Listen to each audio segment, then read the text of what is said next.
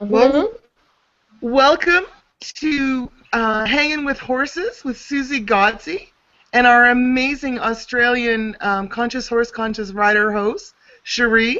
Say hello, Sharee. Hi. Amanda. Hello. Thank you, ladies. So we're very excited to have everybody here today that you've joined us, and please submit your questions. We'd love to play with those. And Miss Suzy, welcome. Thank you, Tammy. Thank you. And thank you, everyone, for being part of this Google Hangout and for watching today. We have been asking the question, what would the horses like us to talk about today? So it's going to be fun to see what shows up today. We did do a Google Hangout a few weeks ago as well. That was very much explaining a lot of things of the basics of access consciousness. So we may not go over the same things again. So if after this Google Hangout you have some burning questions, you can also watch the other one and get some more information, I am sure. It's always different. There's always different things that we are going to. So I'm sure this time will also be very different than last time. So if it's a contribution to you, please check out the other one as well. So the Just horses, yeah, go ahead, Tammy. Just to let everybody know where they could find that, that would be on your YouTube channel, Suzy, just so people can Okay, find that cool. one. Thanks. Go ahead. Awesome. And yay, okay, cool. Maybe we can even post it somewhere on Facebook as well. Again, once this is over, we could post them both together so you can find them with ease. And then you can choose if you would like to see the other one as well. So this is really about giving some more awareness how you can use the tools of access consciousness with horses. So horses are horses are infinite beings as well as we are. So they have their own consciousness as well. And so it's pretty cool to actually be around them and to work with them, because every time I do, I learn so much, and it's always so different. And the horses they have their own points of views about things, about some things. And so sometimes it's really great to be able to just be aware of what they are choosing in their lives. And so a big part of conscious horse, conscious rider is basically being able to, or being willing to listen to the horses, being willing to see more about who they are being. Because so often when we are around animals, we sort of get our own points of views and our own assumptions about things. And so when we do that, we can no longer truly listen to them. Now, we had a question that somebody submitted in the beginning that was basically like, well, how do I listen to the horses? How do I even know what to do or how to be around that, or how does that work? Well, in reality, what it is that you actually have to start practicing that, because all of us really know how to listen to animals, because we all have had experiences with listening to energy. And the very first basic language is energy. So when an animal basically gives us information, it comes through an energetic way, basically. So the animal is not going to stand there and start talking in whatever language you speak and like moving their lips. You know, that's that's definitely not how it goes, even though we've all watched Dr. Dolittle and we're hoping that that's how it is.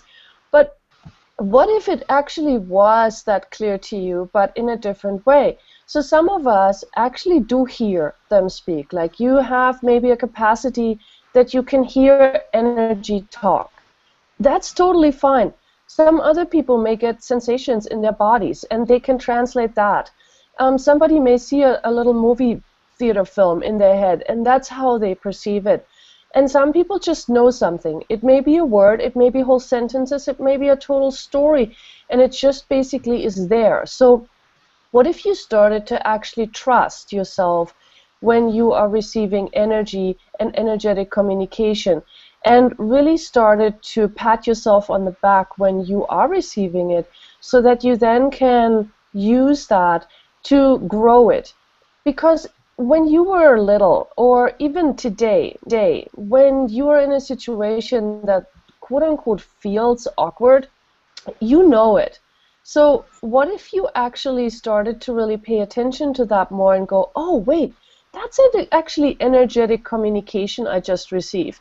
So if I wanted to go to a place and all of a sudden I feel like, no, I need to turn around, or you're driving down the road and all of a sudden you are driving to the left and you're making a left turn, although normally you would go straight, but you're making a left turn. What if you started to actually recognize that this is where the energy is communicating and you're actually receiving it and you are doing what the energy is asking you to do? So instead of going like, why did I just turn to the left, and making yourself wrong and going crazy, what if you actually started to recognize that that is where the energy is giving you information and you're actually responding? Now, if you start to go, well, why did I go to the left? You're then really starting to question, basically, like, again, you listening to the energy. Who knows what might have occurred if you had gone straight? Maybe a dog would have run in front of you and you would have run over the dog, and that was really not a contribution to your life on that day or to the dog's life. So the universe made you turn left. But you will never know that.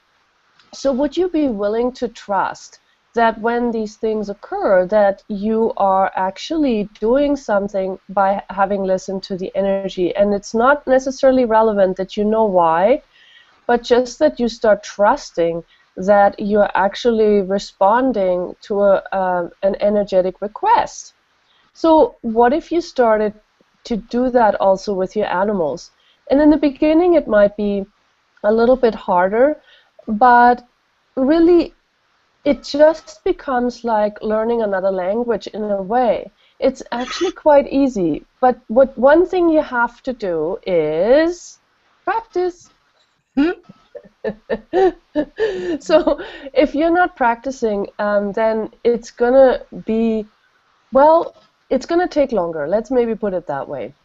So please, please, please practice, and please don't make any of the awarenesses you have into something like serendipity. When you keep saying things like, oh, that was just happenstance, or that was just serendipity, or oh, I didn't really know that, but da da da da da, then you're really diminishing those moments where you are receiving that energetic contribution. So that would be really my number one suggestion, would be to actually start to practice. So, and then in Access Consciousness, we also do, the tools of Access Consciousness is asking questions and then also running clearings so that we can then get rid of the things that have us basically stuck in a certain place. And a lot of times with animal communication, there's a lot of things that we sort of get stuck in because, we don't really truly think it is possible to quote-unquote talk to an animal. But on some level we know it's possible, but we also at the same time have decided it's not possible. And so that can be a little bit of a conflictual paradigm. And so we can run clearings to basically eliminate those energetic blocks so that it's easier for you to receive the energetic contribution that the animals are to you. So this is one of the things we're going to be doing a lot of in the class. We're going to run a lot of clearings. So it's going to be easier for you to receive the energetic communication, but also we are running clearings to assist the horses to get over whatever points of views they might have created in their own lives that are having them stuck and that are having them held back. So how does this whole clearing thing work? Well, it's really, really simple. So for example, the clearing is usually in form of some question, and the question may often sound really weird. So for example, what stupidity are you using to destroy and uncreate the energetic communication you could be choosing? That sounds weird, doesn't it? Are you calling us stupid, Suzy? Yeah, exactly. So everything that brings up, will you destroy and uncreate it, please? Yes. Times the godzillion, right and wrong, good and bad, pot and pock, all nine shorts, boys and beyonds. So a couple things. This last sentence that I just said is the access consciousness clearing statement. Now, what does it do? It's basically asking the energy to go to wherever this insane point of view that you have was created, even if that was a billion years ago, and energetically eradicate that point of view. So it's all an energetic thing, and so that whole clearing statement is an energetic design to ask the energy to go someplace, which makes no logical sense, but it works. So if you want to know more about that particular sentence, please go to theclearingstatement.com and you can find out a lot more there. Now, Tammy, you just said, well, does that mean I'm stupid? Well, no, it does not mean you're stupid. It means that you are acting stupidly at that moment. You're doing something out of stupidity, which doesn't mean you're stupid, but you're just being stupid at the moment. So when you are choosing stupidity, you're really choosing something to diminish you, to make yourself smaller, to really not listen to who you are being, but to act out of some weirdness that you have decided at some point. So no, you're not stupid by any means. As a matter of fact, we're really not stupid. We are just sometimes acting that way. So these clearings can really help you to get over that. So what stupidity are you using to destroy and uncreate the energetic communication you could be choosing? And everything that is, will you destroy and uncreate it, please? Yes. Times a godzillion, right and wrong, good and bad, pot and pock, all nine shorts, boys and beyonds. So I know we have more people on this hangout, and I don't want to take this hangout over, but I have been. So if anyone else would like to add anything, please do. So, one of the major changes that attending these classes has created with me and my horse is the willingness to actually listen to my horse. We ride a lot in the country, and there's been times where we've been going down these back dirt trails, and they'll stop dead, right? Before these classes, I had the judgment that he was being obstinate and blah, blah, blah, right? Now there's this whole different space available where I'm actually willing to ask him what he knows and allow him to be there, to be a reciprocation, right? Where he's actually contributing to me, which was never anything that was acknowledged before I found you and your wonderful classes. Is there more to that, Suzy? Is that Well, I was just going to ask you, Tammy, because, basically hooking on to the question that was asked about, well, how do I listen to my horse? How did you start to listen to your horse? And you said something really, really beautiful and brilliant, which is that, what if we started to actually be willing to recognize that our horses know something too? So in the past, you were the one riding and you had decided that you knew where to go, and you weren't really even aware that your horse knew also where the road might end and say, like, I don't want to go down that road, we're going to have to turn around anyway. And so, all of a sudden you're like, oh wow, there is another possibility here. And so how did that come about, Tammy? Maybe you can give also a little bit of an insight what actually changed for you that you were able to now hear your horse rather than just being the rider on top of the horse who is basically guiding the horse through. Well, and that was truly the shift. It went from me being the control freak of magnitude, who treated my horse more like a implement, a quad, a dune buggy that I was directing where it went and what it did, to actually a partnership. And so in those moments, I allowed my awareness to be there with me, as opposed to pretending that I didn't know anything. And I really did ask questions. That's really what it was. truly, what do you know? Right? And there are times where I giggle at him, right? Because, yeah, there is we were riding past a pond that had ducks, and a duck moved and he shit his pants, and that was funny, right? Um, but there were other times where we were riding down this road and he stopped short and he would go backwards as fast as you wanted him to go, but he was not going forwards.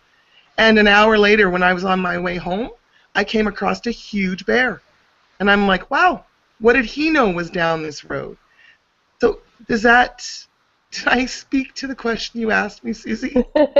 Well, yeah, of course, and that's the thing, like just being actually willing to see when your horse is doing something like that, all of a sudden actually having a different awareness about it and recognizing, oh wow, it was the bear that he was aware of, and that's what he didn't really want to run into, rather than still looking at like, my horse didn't do what I wanted him to do, so now that was a bad scenario, and how do I, so many times we go into the wrongness of us or into the wrongness of our horse, rather than really being willing to see, well, what actually has been the contribution here, or what is actually really going on. So that's actually a great way to start too, is when you're having your horse do something, to kind of go into, okay, so what is this? Rather than coming to the conclusion that your horse has just done something bad, just really asking the question, so what is this? What just occurred here? What is this? What is my horse having trouble with right now? Rather than saying things like, oh, horses, they're just like that, and, oh God, probably just nothing, and we go so often and brush these things off, but what if we started to acknowledge that they also know something and that they are a contribution in that way too, even if they're doing something like spooking, and so, yeah, Tammy, and I think some people actually would like to know really like how do I do this? And I know there is often not really a how or a step by step, but I know that you started asking questions, and what else is there? Maybe something else that you were that you started to do that you didn't do before, that actually helped you really to have more awareness how much you were already communicating? Because I know that's the other thing. We really communicate all the time energetically, but we don't acknowledge it. So all of you watching, would you please just start by acknowledging that you're already doing it, and then really start to no longer diminish when you're doing it. And so, Tammy, that was sort of the place. What was your way of getting more of that into your life? Maybe that's what I'm wondering about. Can you give the people watching maybe another perspective of how you started being more aware of that energetic awareness that you already had? Truly, it was one of the invitations of the class was to start acknowledging the communication that existed long before I was willing to recognize it was there. So I actually started keeping what I call an awareness journal with him. And I chose to go back to incidences that had occurred before, and acknowledge that, holy crap, right? We were actually communicating, and I hadn't acknowledged it. And just that exercise alone empowered me to know that I truly can trust what I perceive to be communication between my horse and I, and the willingness to be wrong. That was a huge freedom for me. Was, okay, so what's the worst case scenario? Right? If I've misinterpreted or concluded what he's asking of me or communicating with me, what's the worst case scenario?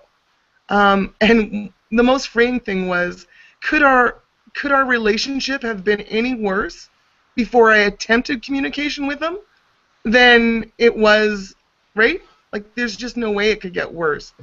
What else? Really, truly, I treat him like a friend. I talk to him all the time.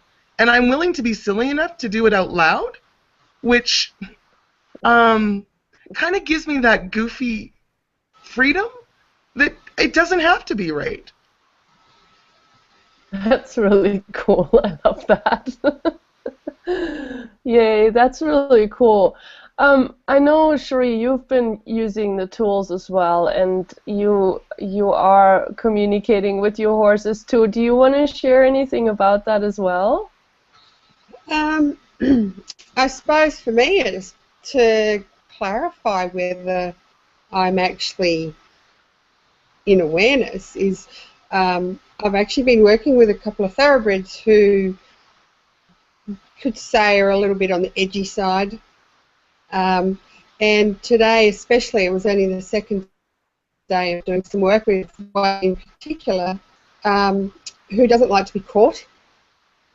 And I kind of know that you can't approach him. I already knew that straight away. So I played some games that I was aware of that thought might help him deal with that. So I was able to catch him with a fair bit of ease in the end. But I also worked out, well, I'm wondering whether this is the awareness that you're talking about, is when I was working with this horse, when I pushed him to do something which he wasn't comfortable to do, and there was some reaction on his part, you know, like maybe kicking or just resistance in actually doing, or just he just like, I don't really get what you're wanting me to do. And if I kept continuing to push, he fought back harder. So it was like, okay, hang on a minute, let's just stop. So I stopped. And we just stood there for a minute and went, okay.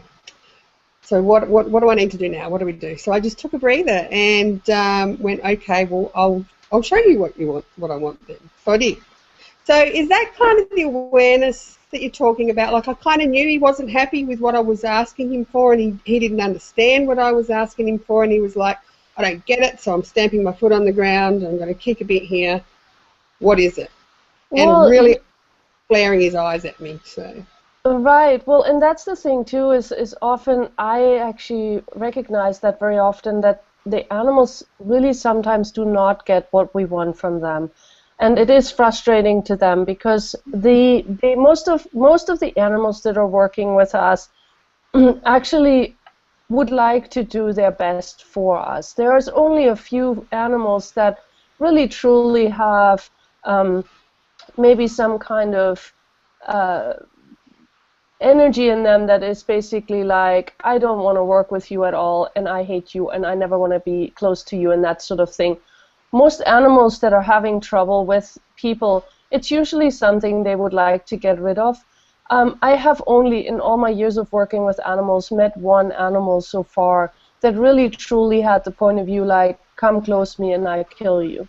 And wasn't willing to give that up, and basically had that as their way of going through life. And that is really one out of so many animals. But most of the time when they are having trouble with us, it's either because they were mistreated and misunderstood or something else, but not because they really want to do harm to us. So when an animal is having trouble, like you're saying, all of a sudden, just being like that, it is often because they are not getting what it is you're truly asking. And why is that? Because, our heads, they always race, right? We're thinking about so many things all at once, and the animals are picking all of that up. They are actually getting our thoughts, our feelings, and our emotions at all times. And some animals that are more sensitive get them in a more dynamic way than other animals. So when you're working with a sensitive animal, if you're not really being very clear and also like creating some space for yourself, then the animal goes like, I'm not sure what it is that you would like from me. I'm getting so many mixed messages here. I have no idea what you desire. It's a little bit like somebody was just telling me a story about an autistic child that they were working with. And this child has been she was working with the tools of access consciousness, and so the child actually started to respond in a really positive way. So he wanted to go play golf, and so they took him out to the golf course, and so they were standing at the tee, and he was supposed to hit the ball, And then he had a huge tantrum, and he just threw himself on the floor, and he was just like, nobody could calm him down, and so they had to take him off the golf course and all this stuff. And so later, when he calmed down and when everything got calmer, she asked him, so what actually occurred? What was happening? And he said, well, they wanted me to hit the ball, but I didn't know which ball to hit. And she said, what do you mean? And he said, there were thousands of balls. I didn't know which one to hit. And so she was like, oh my goodness, this kid saw every single solitary ball that had ever been placed there to be teed off. And so he did not see the ball, the one ball that was laying there in everyone else's point of view. There was just one ball, but this kid saw thousands of balls. And it made him crazy. So how much are we actually not acknowledging what our animals are receiving energetically all the time? So what information they're receiving from us when we're asking of something. Are we really clear with what we're asking for? Or are we mixing in so many other things like, oh, should I be asking that? Or can I ask that? Or is that the right thing to ask? Or maybe I should ask like this, and maybe I should ask like that. If we're having all that information in the background, sort of running, you know, the animal picks all of that up, and then it becomes really difficult for the animal to really see what it is that you're truly desiring. So, you know, this is just an example that I thought was so powerful to hear about, because this was really an awareness that the kid was able to express that an animal wouldn't be able to really tell us like that, except like you were receiving it, Sharee, because you were saying like he felt like he didn't know what I wanted.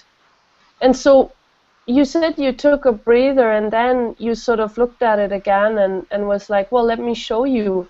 So when you did that, was he able to then respond easier, or was he still in the same space, or did that actually shift it?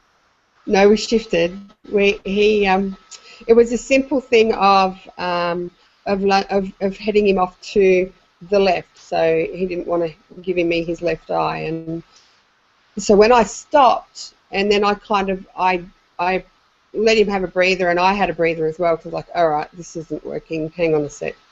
So I stopped, and then just kind of walked to him and walked to the side and just kind of pushed him a little, put a little hand on his neck to say, no, we're going to go this way. And he got that. And that was yesterday. And then today I went out, like he went to the left, so he went that way. He didn't like it, he still wasn't comfortable with it, but we went okay. I mean, that's what I perceived he got anyway, because he went with it. But today I went out with him and played with him again, and he went left and right, no problems. How does it get any better than that? I know, it was amazing, and I said to him, well, how does it get any better than this? What else is possible? And we just did it over and over, and it was just like, wow. And it was like he did it, like we're talking the second time I've been with the horse. And he understood that when I just simply pointed my hand in that direction, that he went that way. And when I pulled him up and stopped him to change direction, it was as simple as me looking at his backside, and he stopped and looked at me, and then I sent him back the other way, and he did it with total ease. Like, and I'm sitting there going, God, really? That easy? In like one day? How does it get any better than that? So I was pretty stoked. I thought, okay, cool. We got that. That's awesome. That is really awesome. So yeah, I mean, that, you know, so you said to me, so is that me talking with the energy? I'm going to throw that question back at you. So was that you talking to the energy and following the energy that was required for this to be different? Yeah. And look, I think I've always, it's always been there. Like you said, it's there. It's acknowledging that we know. And know when to stop, and know when to go, okay, hang on a minute, what am I not asking here? What am I not aware of here? What can I change to make this work out better? At ease for them and me, you know. And to know that if I keep pushing, and pushing and they're not getting it, then you're asking for trouble. Yeah, because again, you know, if the horse is it's almost like you have to sometimes imagine it in a way like, yes, I just told the story about the autistic kid too, but if you were on a different planet where nobody spoke your language and people were trying to train you, or some other beings were trying to train you in a way, and you didn't understand it, wouldn't you get frustrated too? And wouldn't you go into that space of like maybe fighting because you didn't know what was going on or you didn't know what somebody wanted from you? So it's like that, you know, if you were to start to really go like, okay, if your animal is really resisting what you're asking of them, maybe ask, okay, am I really asking my animal in a way that they can understand what I truly desire? Or am I confusing them right now? So, and even ask the animal, are you confused? And, you know, and so then the animal can actually give you that moment of, yeah, I am confused. I have no idea what you want. And so again, you might say, well, yeah, you're saying that, but I can't ask my animal that, and then my animal isn't going to say that back. Well, but the thing is, when you ask a question, the energy of that answer is immediately going to be available. Now, for you to basically translate that into your language, it just, like I said earlier, requires a little bit of practice and the willingness to acknowledge that you are actually communicating. Like Sharee said, please start to acknowledge that, because that's the number one part. And once you start that, things are really starting to open up. And, you know, that's the part that a lot of us are not totally willing to do right now. And so that's the part I would love to encourage you to start today with, because it can make a huge difference. So please start acknowledging when you are already doing that. And I'm pretty sure, Amanda, you might have an example of that too, even if it's not with a horse, but I know you have examples of that too, of starting to be more willing to listen. Or, you know, do you have anything you might want to share here that might help people also to get an awareness? I'm thinking, gosh, I wish I'd had these tools when I was a teenager and I was, you know, riding horses. Because it was really that, like, I wasn't aware that I was communicating. You know, I was communicating with them, and most of the time I was communicating like, oh my God, are they going to throw me off? What's going to happen? I don't have any control, kind of freak out. So the horse would respond to that. And if they were, you know, a nice horse, it wasn't a problem. But if they were a bit cheeky, well, then they'd use it to basically get what they wanted, which was either to like throw me off and run back to the feed shed, or just, you know, play kind of funny games with me or whatever. And which in the end I was like, oh, I can't do this. I can't ride horses. It's too hard. So so just, you know, hearing all this going, wow, I really was communicating. And because I wasn't willing to be aware of what I was communicating, I was creating a bit of a mixed up world. So I'm actually really grateful, because with all the mixed messages that I was giving, I'm quite lucky I didn't have more bizarre behavior out of the horses that I worked with.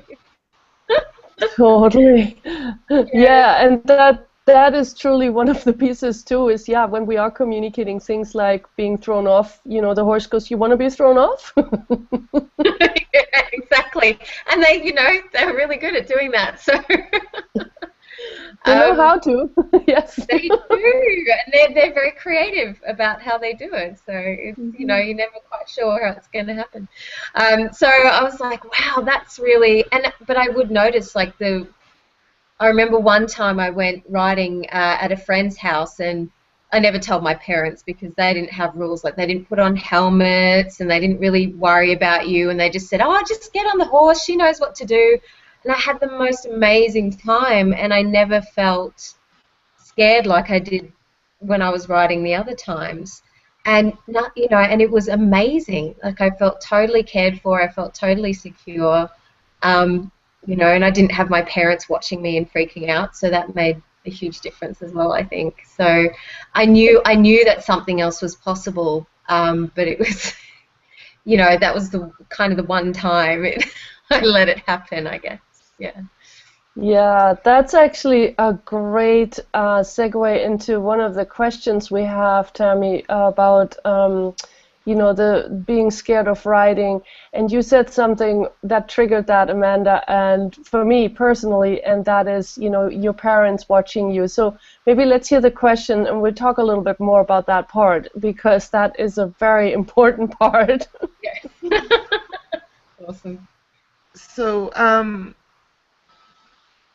I'm not sure that I have the question you're asking about, but this could be it. What can we learn from horses and animals, and how can they expand our lives? I didn't get the chance to ride as a girl regularly when I wanted to so dearly. So I never learned to ride a horse. Now I'm afraid of falling off of horse. Thank you for your amazing class. Yeah, so and the thing about being afraid to fall off, and the whole bit of that is, like, I really want to ask you guys, anyone who's listening who has that, where you're either afraid to fall off or afraid to be around a horse or afraid to any of those things. I want to ask you one question. Who does this belong to? Is this actually yours? Or did you buy this from somebody?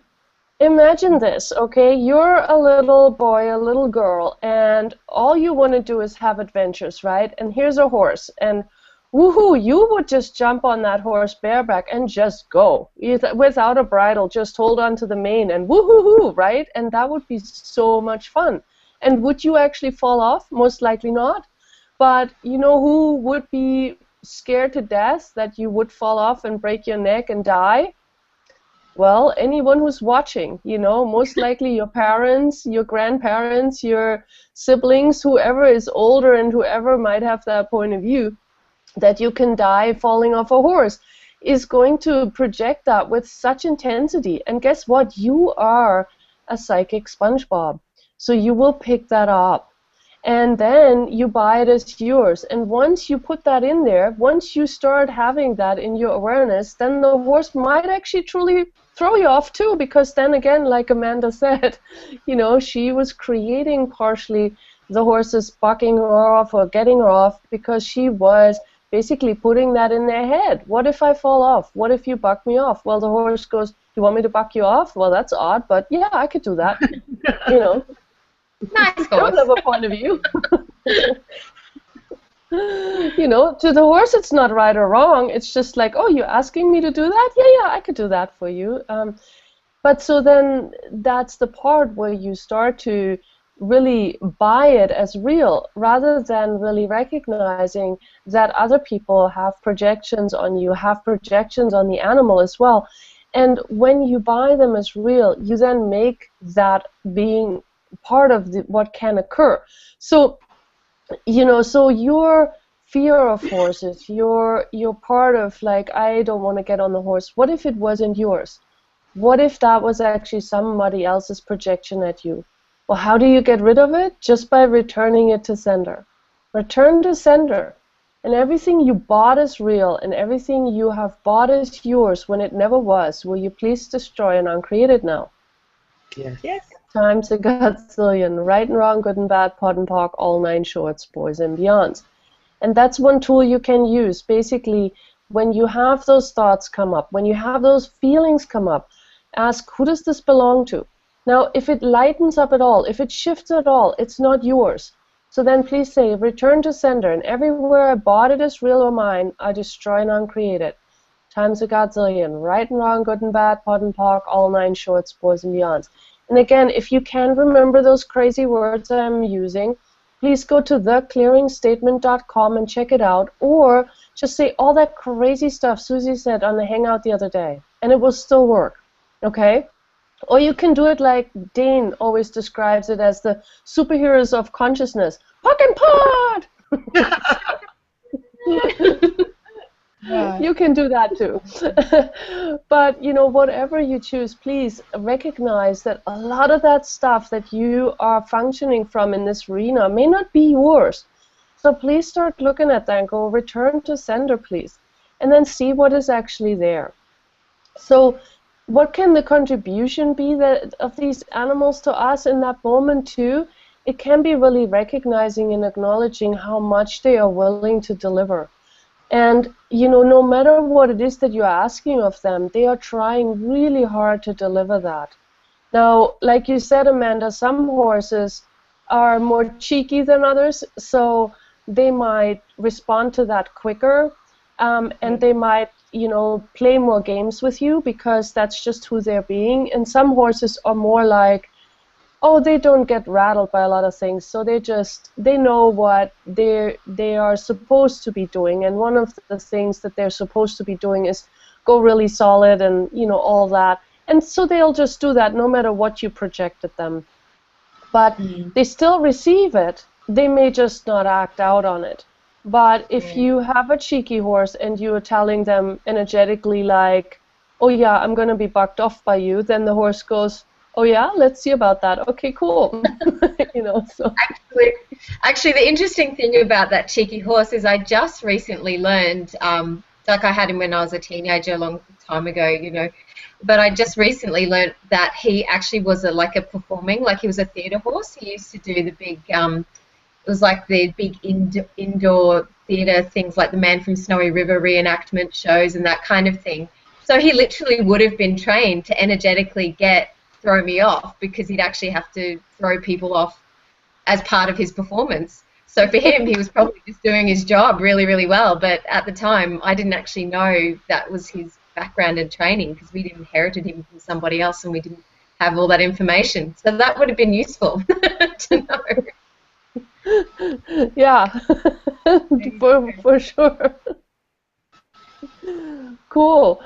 Well, let's see if we have another question. I think there might have been another one, or maybe the first part of that question. I guess I did answer it somewhat, Tammy. I'm not sure. I know yeah, maybe I did and maybe I didn't. But if not, let's go to or if not, then I'll talk a little bit more. But if you feel like there's another question, maybe we can go to that. Yeah, I think you did get that one. So we have a question about the energetic working with horses. And is there a handhold comparable to the reactivation, recreation, and restructuring bars for horses? That's an interesting question for sure. So horses, well, okay, so let's actually step back one step. So for all of you that are watching and listening right now and don't even know what the bars are, you might be a little lost. So the bars is a tool that Access Consciousness has that is basically done on people only. And bars are basically these points on our heads that are bars that go through the head. So a bar is activated by basically lightly putting your fingers on either side of it. So, you know, and there is 32 different points on your head that are all called bars. And what happens when you lightly touch them is that you are then starting to dissipate anything that has been stored in there as a point of view, a consideration, any kind of fixed conclusions that you might have about anything that has to do with that particular bar. And the bars are topics like, you know, healing, sexuality, body, communication, time, space. So these are just a few of them. So anything you have ever basically stored about these ideas can be started to be dissipated by running someone's bars, and that's what we call it, running someone's bars. Now, people always ask, do animals have bars? Well, actually they don't. And one of the reasons why they don't is because they really don't think like we do. Like, we get ourselves really in a pickle when we're thinking. And that is when we start to then store all these fixed points of views and things in our brain, and that's how we just keep them there, and we find reasons and justifications to either go along with them or to resist them or to build on top of them, and so it goes on and on and on and on. And animals don't do that. Animals can have a point of view about something, and they can have a conclusion sometimes. So, for example, if an animal gets mistreated by somebody, that animal may decide that this will never happen to me again. I will now, from this day forward, always avoid people that look like that. Now, this may work for that one person that was mistreating them, but if a person comes to them that looks like that but is a kind person, they now no longer can really function from no point of view. So they will shy away from that person even though that person has no intention to harm them whatsoever. So we can use the clearing statement to assist those animals to get over these points of views. That is different from basically bars. The bars are really not part of an animal's world. So restructuring is one of the last combination of bars that we do on a bar session to basically allow the person to keep everything that we have just deleted out of their universe. And so it assists the person to move forward without bringing back or recreating the things that were just deleted, quote unquote. And so do the animals have anything like that? Do we run restructuring on animals? I would say not really. There isn't really that thing that you do afterwards to kind of give that animal that sense of like, you don't have to recreate any of this. The animals usually are willing, once they let it go, they are willing to just keep that be gone. Now, the interesting part about that is, though, that if the person that is involved with the animal is not willing to let that go, the animal is also willing to bring it back because it wants to do something for the person. So that's where it can become a little tricky, and that's where I would say the thing that you have to make sure of is if a person is also involved in the decision that the animal has made about whatever, to really make sure that the person is also truly willing to let that go and not keep recreating that for the animal either. And so maybe you would like to run the person's bars and run restructuring for them to kind of assist them to also let go of whatever it is that was going on for the animal. So, and that is something, so for example, a lot of times I work with people that have shelter animals. And a lot of times when people have shelter animals, they will tell the story about this animal. And most likely also the story about abuse. Now, when you keep telling the story about it around this animal, what does the animal energetically pick up from that? Oh. Just look at that, right? So it's like the animal constantly has to recreate the fact that they were abused or the fact that they came from this or that or whatever it is that you're energetically projecting. The animal has to keep that in their universe. If you were willing to give up those stories, would the animal have an easier time moving forward and going beyond the abuse? So maybe this is something for you to have a look at. Would you be willing to give up your animal's story? And would you be able to assist them moving forward with that? And that could be the quote-unquote restructuring that we do in bars is for you to give up the story. Your animal will give it up very fast. It's usually us that are holding on to these things. So, yeah, go ahead.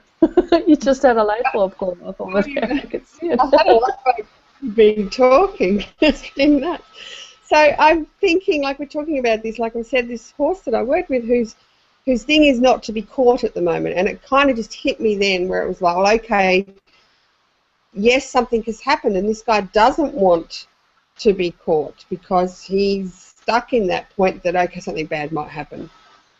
So I'm like thinking, okay, so we're not going to run bars on the horse, but can I just run the clearing statement with him? Yeah, absolutely. You know, basically, right and wrong, good and bad, pock, all nine shorts, boys and beyonds. And are we ready to give all that up? And I'm thinking, I'm just going to go out there and do that and see how we go. Yay, exactly. Because a horse that doesn't be caught, like you said, there might be so many reasons why this horse has decided that. And sometimes it could also just be a game that they're playing. And they have learned that it's a fun game for them. You know, and again, this might be something also where you want to ask them, hey, are you playing a game with me? Is this fun for you? because I just want to let you know this is not fun for me, and if we want to play games together, I have so many other games that we could play that would actually also be fun for me to play. And so maybe also giving the animal the awareness that this is not fun, but if your animal wants to have some more fun with you, like what other fun could you add to their lives and to yours that would actually allow that playfulness to be there without it being about let me catch you kind of game. So that's another part. I kind of get that it's not a game for him. There is some fear in there for him. Also got when you were talking was that the people that have him have concluded so much that you can't catch him, and I'm just like, interesting point of view. But when I've been out and played, I'm like, well, you know, I reckon we can do a whole lot different with that. And in just the quick change that I've noticed just in 2 days by not having a point of view on that is just like what I saw today was something I would not have expected to see unless I'd done a week's worth with this horse, a week's worth of work and handling just on the ground with this horse. Yeah, and how cool is that, Sharee? And then, you know, like you said it just then too, when the people are projecting, again, all these points of views about this horse not being able to be caught, and you were sharing earlier how sensitive he is and how quickly he picks things up. Well, again, wouldn't this be really confusing for him if he gets the messages of like your heart being caught and you're going to run away from me, but at the same time people are trying to coax him to come closer? Like how strange must that be in this horse's head? Like, what is really being asked of me? On one hand, you're projecting at me to run away and not be caught, and on the other hand, you're trying to catch me and trying to coax me over. Like, that is really confusing. So, you know, so you coming in there with no point of view, with basically going like, oh, I don't buy that you're hard to catch, let me catch you. Then he goes, oh, he might still act a certain way for a little while because that is also something now he has been practicing. So some of it really becomes like a body function as well. So almost like, okay, this is what I do in this situation. But then it doesn't work because you're not really playing along with it. And so he goes, oh, wait a minute, there's something else required here. Let me shift gears.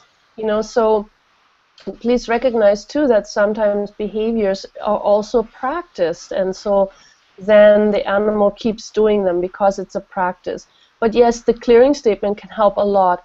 Asking an animal like that to give up basically any points of view it has about being caught, or asking the animal about what it is that made him like that, and then really destroying and uncreating that and running the clearing statement can make a shift so much faster.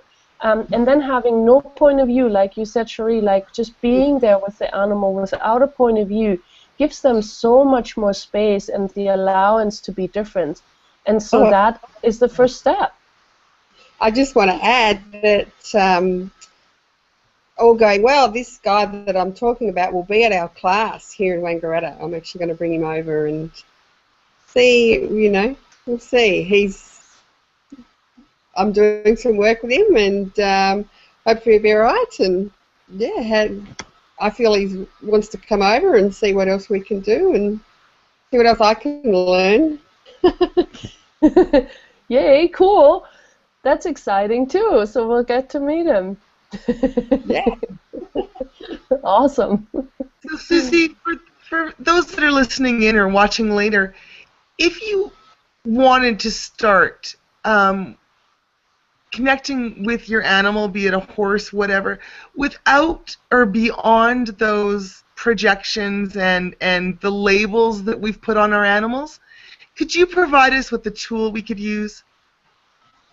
Sure. So one of the things you can do is, first of all, one thing you can do every day, which is really, really powerful, is you can destroy and uncreate, and this is really what it is, destroy and uncreate your relationship with your animal every single solitary day. So basically just by saying that once a day, I destroy and uncreate my relationship to you, right and wrong, good and bad, pot and pock, all nine shorts, boys and beyonds. Now, I have met so many people that have resistance to that, and they say, why would I do that? I love my animal. I don't want to destroy and uncreate my relationship. Well, the interesting part about it is that anything that is actually true, you cannot destroy and uncreate, because it just doesn't get destroyed and uncreated. Only the things that are construction, that are basically not true, that are lies, that are crazy things, crazy points of views, those get destroyed and uncreated. Anything that is actually true doesn't get destroyed and uncreated. So don't worry. If you and your animal are having a connection, that will not get destroyed. What will get destroyed is all the crazy points of views that might be attached to that. And so this is one of the tools you can do. Now, another one is to basically destroy and uncreate all the projections, separations, judgments, and rejections that were put on your animal on a daily basis. Now, those don't have to be things that you have done. This is basically other people's points of views as well. Things that people have so many points of views, even about certain breeds and certain things that horses do. And so these things get projected at our animals all the time. So it doesn't necessarily have to come from you. But if you use those two things, you can really make a huge impact on your animal on a daily basis. So please use them and play with them and see what changes just by doing those two things. Thank you. Cool. We have one more question here. We have a question about someone has fallen in love with a horse that they don't own. They get that the horse would like to own them, and the people that do own them aren't seeing it that way. Do you have any contribution for this situation? Well, that is a very good question. So, it brings up a couple of things that are part of basically what. Well, where do I start here? When I first met Gary Douglas, who's the founder of Access Consciousness, and basically started out with all of these tools, one of the things that Gary introduced into my awareness was that animals do actually own us and we don't own them. And to me at first I was like, what do you mean? But the more I actually looked at it, the more I had to laugh about it, in a sense that animals really do pick us and they know who they would like to have in their lives for the most part. And sometimes that can actually change. So, an animal might be hanging out with you for years and years and years, and then all of a sudden you're no longer the person that they would really like to hang out with, and they would like to move on. But we as people have such a strong point of view about that also gets sort of reinforced all the time by our way of living. How many people get judged for giving up an animal, or, the shelters are full of animals that have been quote-unquote abandoned, and so, we have all these points of views about that. But what if animals actually sometimes just want to shift gear and say, like, okay, enough of you, I'm done with our relationship, I want to move on to the other one, basically, next, And so what if that was actually okay? And what if we would be willing to recognize that that is a possibility? And when that occurs, sometimes what can show up is like, for example, the animal is no longer behaving well for you, or something like that might show up. And the thing that is hard for most people is to actually recognize that often when that shows up, it's actually mutual. But again, because you have made yourself so wrong for possibly no longer desiring to be with the animal, you can't actually really truly see it, and so you're trying to hold on to the animal, you're trying to make it right when it really doesn't work for you anymore either. But so what if all this could be way, way, way easier, and if you recognize that your animal is really no longer interested in you, or maybe you're even also no longer really that interested in having this animal. Would you be willing to actually move this animal on to another person? And when that person shows up, you will know, because there will be a total energetic shift, and you will just know, wow, this is the person my animal has been looking for.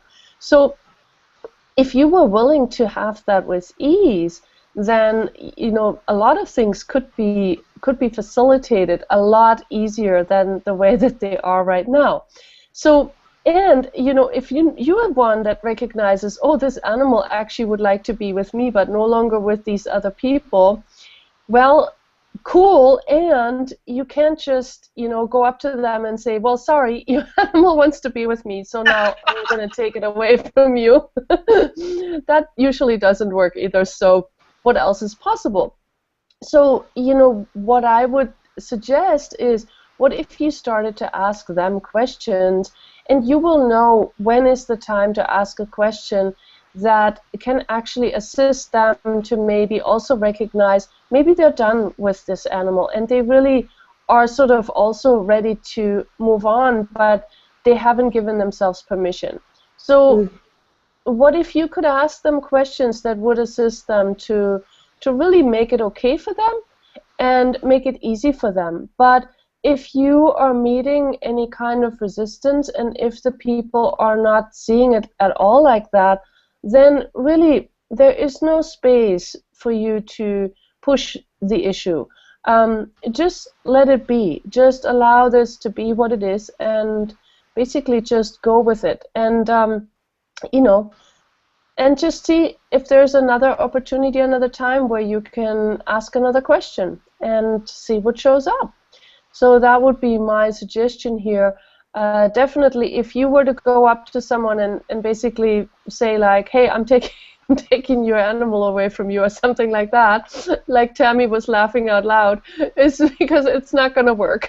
So, nobody is going to basically allow that to happen, most likely. So then you will meet the people with they will meet you with a lot of resistance, and you're not going to get at all what you desire right now. So asking questions is the #1 tool. And also, please, take a step back when you are meeting their resistance, and just allow them to come to their own awareness, and that's all you can do.